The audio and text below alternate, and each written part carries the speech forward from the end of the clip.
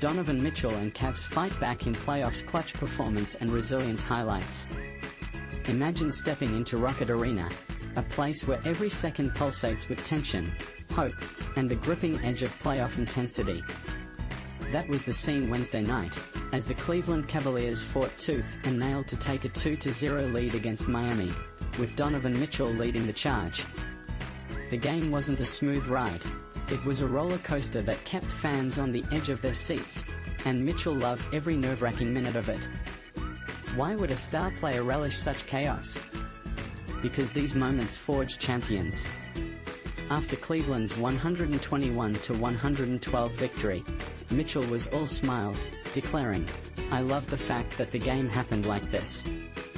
He'd much rather face adversity than have a comfortable blowout, because real growth shows in tough spots, especially before hitting the road. Mitchell's own words? He calls himself psychotic for thriving in pressure cooker situations, and that mindset shone through once again. Fans leaned forward as the action swung wildly, witnessing Cleveland wrestle with their own nerves and steel. It wasn't a blowout, nor an easy cruise. It was an emotional tug-of-war, testing Cleveland's decision-making, defense, and mental toughness. You could feel the stakes rising. They'd seen these tense finishes before, like a haunting replay of past playoff heartbreaks.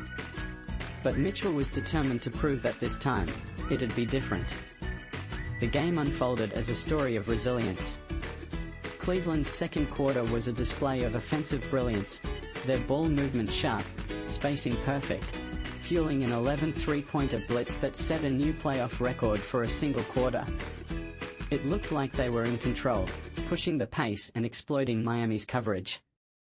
But as the shooting cooled in the second half, the cracks appeared. It wasn't just about missed shots.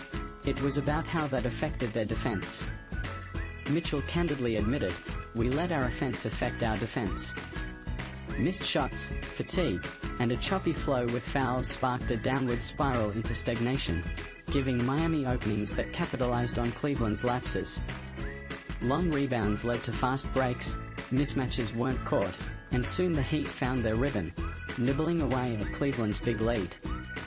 In the playoffs, that balance between offense and defense is delicate, and losing it can be disastrous.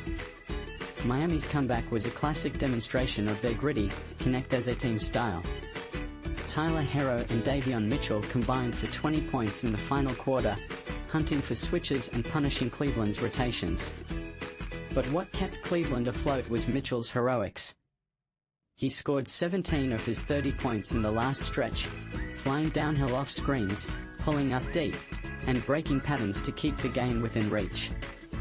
This wasn't just about one star stepping up. It was about a team learning how to win tight games, how to stay disciplined when the pressure intensifies. Cleveland's previous playoff struggles, like last season's stumble against Boston, loomed in the background. Yet, this game showed growth. Cleveland's strength in blending structured plays with improvisation was tested, and Mitchell's ability to take over became the difference. Here's the truth: relying on one superstar in crunch time isn't a recipe for sustained success. But tonight, Mitchell's clutch plays proved that a team can learn to thrive in the chaos. If they can carry that confidence into Miami, where the crowd will be roaring and the pressure even higher, this series could be heading somewhere special. So, what's next? It's about translating this near miss into smarter decisions, tighter defense, and a more disciplined game plan. Mitchell's optimism is justified. If Cleveland can refine their late-game execution, they're not just surviving, they're evolving into true contenders. But beware, if they fall into old habits, those close calls could turn into cautionary tales.